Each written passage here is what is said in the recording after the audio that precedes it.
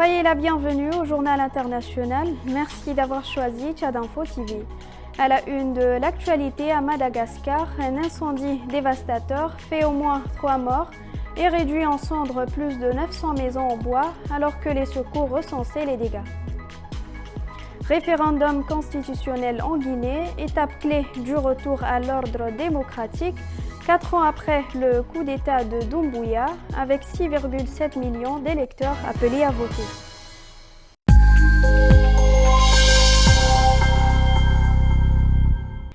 Au moins 3 personnes sont mortes, de nombreuses autres ont été blessées et plus de 900 cases en bois sont parties en fumée au cours de l'incendie qui a durement frappé la ville de Mananjari lundi 15 septembre.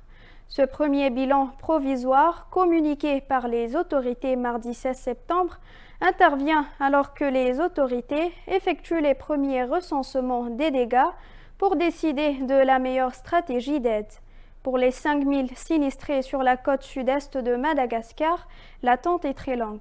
À Mananjari, la plage s'est transformée en un paysage lunaire fait de cendres et de charbon. Les habitants ont encore du mal à réaliser le désastre. Même les maisons en dur n'ont pas été épargnées. Avec sa famille, un habitant qui a tout perdu s'est réfugié dans l'un des 5 sites d'hébergement.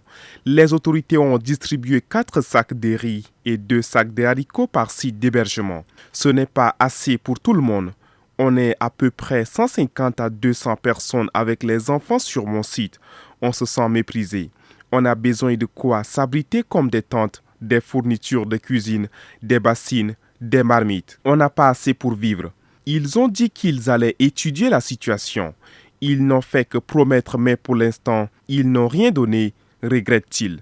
Certains ont réussi à récupérer quelques maigres affaires au milieu des décombres. Mais le problème du stockage est réel.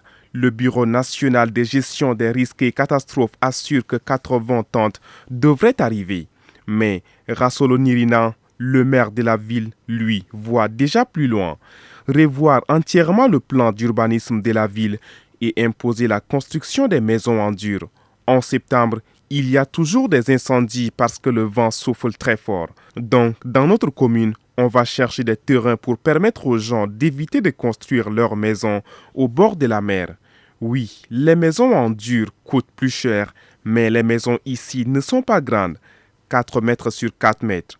Il faut donc faire tout ça pour éviter des incendies tous les ans, explique-t-il. Selon les premiers éléments d'enquête, c'est le feu d'un foyer domestique mal surveillé au milieu des cases en bois et falafis, des palmes d'arbres du voyageur qui auraient déclenché l'immense incendie. Au Sénégal, une pirogue remplie de migrants en partance pour l'Europe a été secourue au large des côtes dakaroises mardi 16 septembre. Alors que son capitaine avait abandonné les passagers à la dérive, un pêcheur sénégalais a repéré l'embarcation et donné l'alerte. C'est un pêcheur sénégalais, Moussa Diallo, qui a remarqué la pirogue à la dérive à une dizaine de kilomètres des côtes alors qu'il était sorti pêcher. L'embarcation, pleine de passagers, n'avait plus de moteur. Selon lui, le capitaine avait quitté le bateau, abandonnant une centaine de personnes à son bord. Moussa Diallo a alerté un autre pêcheur qui fait le lien avec la gendarmerie. Rapidement, la marine est venue à la rescousse des passagers éprouvés. La pirogue a ensuite été escortée jusqu'à la plage de Ouakam, à Dakar. Les 112 passagers interpellés sont sains et saufs, mais épuisés. L'un d'entre eux a été hospitalisé. Un des passagers a expliqué qu'il venait de la Gambie, voisine, et était parti il y a 5 jours pour tenter de rejoindre les îles Canaries. Selon des témoins rencontrés sur place, quelques personnes, dont des femmes, ont réussi à s'enfuir avant d'être interpellées par la gendarmerie. Une enquête est en cours pour tenter de comprendre ce qui s'est passé. Il y a toujours beaucoup de départs des côtes de la région depuis le début de l'année. La traversée reste très prisée par les candidats ouest-africains à l'exil, malgré les dangers. Depuis janvier, les arrivées ont nettement reculé aux Canaries. 12 000 personnes environ contre plus de 26 000 à la même période l'an dernier. En cause, des contrôles renforcés au Sénégal, en Mauritanie et au Maroc. En conséquence, les flux migratoires changent d'itinéraire. Désormais, les départs des pirogues vers le sol espagnol se font davantage au sud, depuis la Guinée et la Gambie. Et sur les côtes sénégalaises, la situation reste tendue. Malgré la fin de l'accord de pêche avec l'Union européenne, la ressource est rare et de nombreux pêcheurs disent ne plus pouvoir vivre de leur métier. Ce mercredi à Ouakam, l'un d'eux expliquait qu'il rendrait la mer vers l'Europe dès qu'il aurait l'occasion malgré les risques. Au Cameroun, la scène politique en ébullition depuis la désignation ce 13 septembre d'Issa Chiroma Bakary comme candidat consensuel d'une partie de l'opposition pour l'élection présidentielle du 12 octobre. Le débat s'articule entre autres sur la légitimité de l'Union pour le changement, le mouvement conduit par Anissé Kane et Djekom Chamani à l'origine de cette désignation et le niveau d'adhésion des autres candidats de l'opposition à cette démarche. Au Cameroun, sur la télévision Vision 4, où le sujet était en débat ce 14 septembre, Célestin Bedzigui a estimé qu'il ne s'est rien passé la veille. Pour ce panéliste et président d'un parti politique ayant investi et candidat à cette élection, la désignation d'Issa Chiroma Bakary comme candidat consensuel est un non-événement. Un avis partagé par Aker Mouna qui, contacté par RFI, dit ne pas se sentir concerné par cette annonce.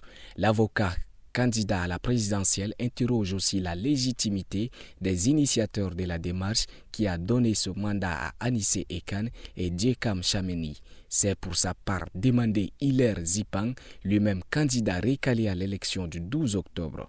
Tous reprochent à Kane et Djekom Chamani de s'être auto-saisis d'une problématique qui concerne d'abord et en premier lieu les candidats eux-mêmes. De leur côté, Anissé Kane et Djekom Chamani répondent que leur démarche ne consistait pas nécessairement à trouver un candidat unique de l'opposition, mais de créer une dynamique populaire autour du candidat. Une figure qui accepte de mettre en application leur programme de transition et de refondation. Et selon cette dernière, seul Issa Chiroma Bakary s'est engagé à le mettre en œuvre s'il est élu. À un peu moins d'un mois de la présidentielle, les facilitateurs critiqués de l'Union pour le changement assurent continuer les discussions avec les autres candidats. Mais pour l'heure, il y a toujours 12 candidats en lice pour cette présidentielle du 12 octobre. Le candidat du pouvoir d'une part et 11 du côté de l'opposition. Au Soudan du Sud, le parti de Riek Machar, le SPLM-IO, a déclaré l'accord de paix abrogé après l'annonce le 11 septembre de l'inculpation et de la suspension du vice-président. Riek Machar a été placé en résidence surveillée fin mars, accusé d'avoir planifié des attaques contre l'armée du président Salva Kiir au nord-est du pays. Il est désormais inculpé de trahison, meurtre, crimes de guerre et même de crimes contre l'humanité. Dans ce contexte, l'accord de paix semble plus que jamais menacé, mais le camp de Salva Kiir affirme le contraire. L'accord de paix signé en 2018 pour régler le conflit qui avait éclaté en 2013 au Soudan du Sud est avant tout un accord de partage du pouvoir au sein d'un gouvernement de transition. Or, depuis le début de l'année et la reprise des combats entre les forces loyales au président Salva Kiir et celles de l'opposition, la commission de surveillance de l'accord de paix a pointé de nombreuses décisions unilatérales prises par le camp du président. Cette logique semble s'être amplifiée jusqu'à la suspension de Riek Machar le 11 septembre, un cas de figure que l'accord de paix ne prévoit pas. Le texte lui attribue en effet nommément le poste de premier vice-président jusqu'à la fin de la transition. Edmond Yakani, directeur de l'organisation de la société civile CEPO, s'inquiète de la perte de légitimité et de légalité du gouvernement de transition. Avec la suspension de Riek Machar, le parti de ce dernier dénonce quant à lui la mise en place d'une dictature. Mais certains membres du SPLM ont quant à eux accepté de continuer de participer aux institutions de la transition, permettant au gouvernement d'affirmer l'accord de paix toujours viable, malgré les multiples violations qu'il a commises. La campagne électorale pour le référendum constitutionnel s'achève jeudi 18 septembre au soir. Ce dimanche 21 septembre, 6,7 millions d'électeurs sont appelés à se prononcer pour ou contre la nouvelle loi fondamentale.